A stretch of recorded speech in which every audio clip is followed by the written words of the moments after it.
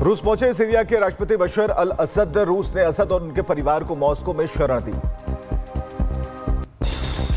Israeli वायुसेना ने सीरियाई अरब सेना की तरफ से छोड़ी गई कई वायु रक्षा प्रणाली को बनाया निशाना। वीडियो सामने आया।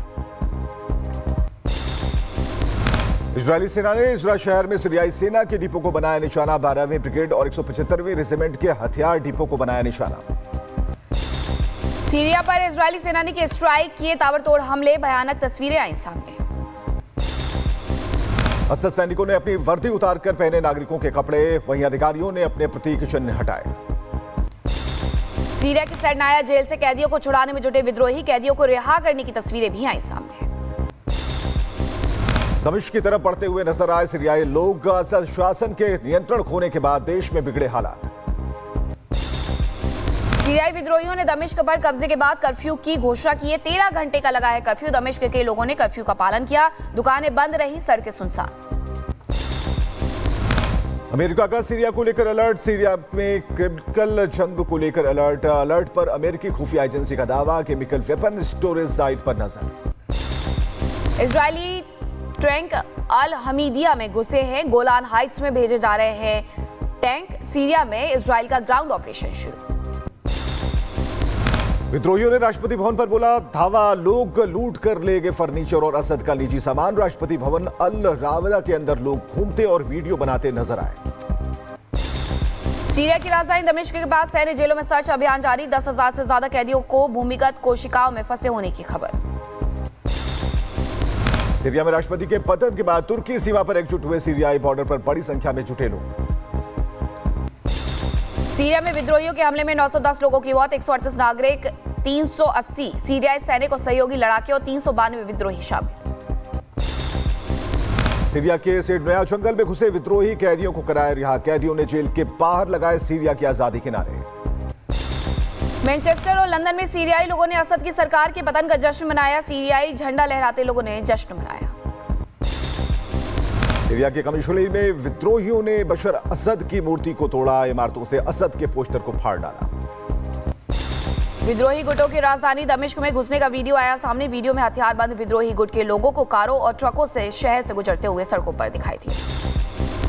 सीरिया की राजधानी दमिश्क में ईरानी दूतावास पर विद्रोही गुट ने हमला कर दिया। ईरानी दूतावास में लगे हिजबुल्लाह नेता हसन नसरल्लाह और ईरानी कमांडर कासिम सुलेमानी के पोस्टर भी फाड़े।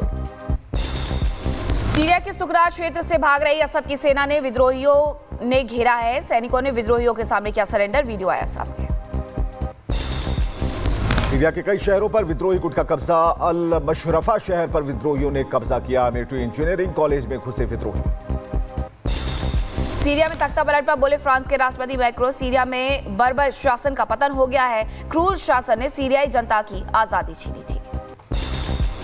राष्ट्रपति असद के ऑफिस मैनेजर अली महमूद माहिर की हत्या। दमिश्क के रेस्ट हाउस की लाइब्रेरी में मिला शव।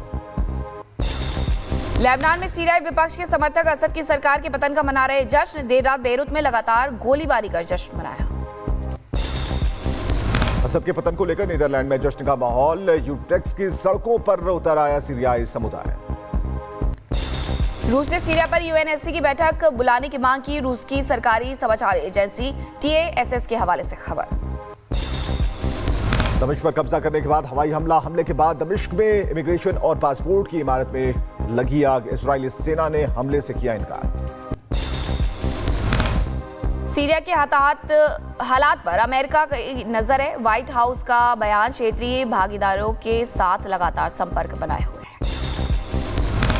सीरिया में असद सरकार के पतन के बाद पहली बार सामने आया अबू मोहम्मद अल गुलानी। HTS नेता गुलानी ने असद के पतन को इस्लामिक राष्ट्र की जीत बताया। दिल्ली पब्लिक स्कूल RK पुरम को बम से उड़ाने की धमकी मिली। बम की धमकी से मचा हड़कंप। धमकी के बाद स्कूल के बच्चों को वापस भेजा गया।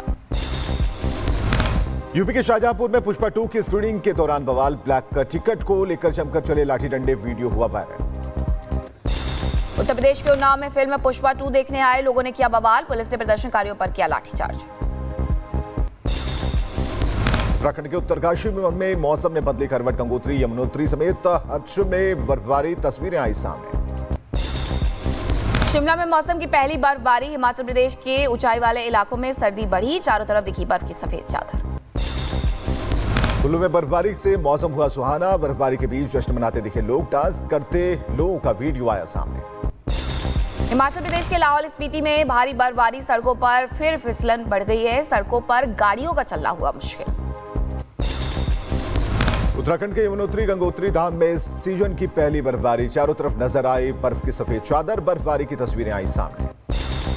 रूस दौरे पर रक्षा मंत्री राजनाथ सिंह 10 दिसंबर तक रूस में रहेंगे। रक्षा मंत्री रूस भारत के संबंधों को लेकर होगी चर्चा। नौसेना के आधुनिकीकरण पर भी चर्चा संभव। ये मोदी आज राजस्थान और हरियाणा का करेंगे दौरा। जयपुर में ग्लोबल इन्वेस्टमेंट समिट का करेंगे उद्घाटन। आज राजस्थान और हरियाणा दौरे पर रहेंगे पीएम। महाराष्ट्र विधानसभा के विशेष सत्र का आज आखिरी दिन। बीजेपी के राहुल नार्वेकर का दूसरी बार विधानसभा अध्यक्ष बनना तय। राहुल नार्वेकर दूसरी बार महाराष्ट्र विधानसभा के स्पीकर बनेंगे। पार्टी के फैसले पर राहुल नार्वेकर ने खुशी जताई है।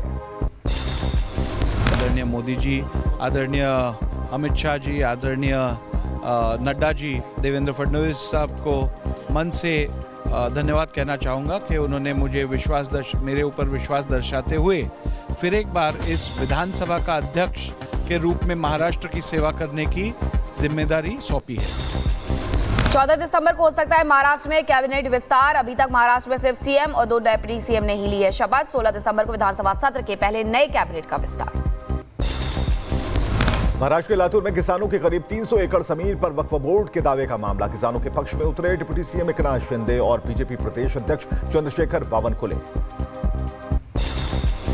मैंने अभी भी कहा है ये सरकार आम जनता का है, किसी के ऊपर भी अन्याय नहीं होने देगी। मैंने अभी भी कहा है ये सरकार आम जनता का है, किसी के ऊपर भी अन्याय नहीं होने देगी। शरद पवार ने महाराष्ट्र चुनाव नतीजों पर उठाए सवाल। कहा पार्टियों को मिले वोट और जीती सीटों की तुलना हैरान करने वाली है। फडणवीस ने कहा देश को गुमराह कर रहे हैं पवार। महाराष्ट्र में ईवीएम को लेकर विपक्ष के सवाल पर एकनाथ शिंदे का जवाब। बोले चुनाव हारने पर रोते हैं ईवीएम का रोना। महाराष्ट्र की जनता ने इन्हें नकारा, फैसला करें स्वीकार। जिनकी जीत होती है महाविकास आघाड़ी की, तब ईवीएम अच्छी रहती है और हारते हैं तो ईवीएम खराब हो जाती है। लाडली बहनों ने, लाडले किसानों, लाडले भाइयों ने भरपूर मतदान किया है और इसी के वजह से इतनी बड़ी जीत हुई है। अब ये जीत को स्वीकार करो। सच्चाई। केंद्रीय मंत्री किरण रिजिजू का अल्पसंख्यकों के विकास पर बयान। बोले हम कमजोर वर्गों तक पहुंचकर उनकी जिंदगी में सुधार लाएंगे। उस कमजोर वर्ग तक पहुंचेंगे जो पहले कहीं जो छूट गए हैं। हम लोग सबको फाइनेंशियल इंक्लूजन के इस स्टेप से उन तक पहुंचेंगे, जिंदगी में सुधार लाएंगे। हमारा माइनॉरिटी अफेयर्स मिनिस्ट्री के माध्यम से जितना स्कीम्स चलाते हैं, दुनिया में कोई ऐसा देश नहीं है जो माइनॉरिटी स्पेसिफिक इतना काम करते हैं। महागाड़ी में और चौड़ी हुई दरार। आदित्य ठाकरे ने सपा को बताया बीजेपी की बी टीम। अबू आजमी ने कल उद्धव पर उठाए थे सवाल। कहा था यूबीटी और बीजेपी में कोई फर्क नहीं। केंद्रीय मंत्री गिरिराज सिंह का राहुल गांधी पर हमला। भारत में जॉर्ज सोरोस की भाषा बोलते हैं राहुल। विदेश में राहुल के समर्थन में जॉर्ज सोरोस।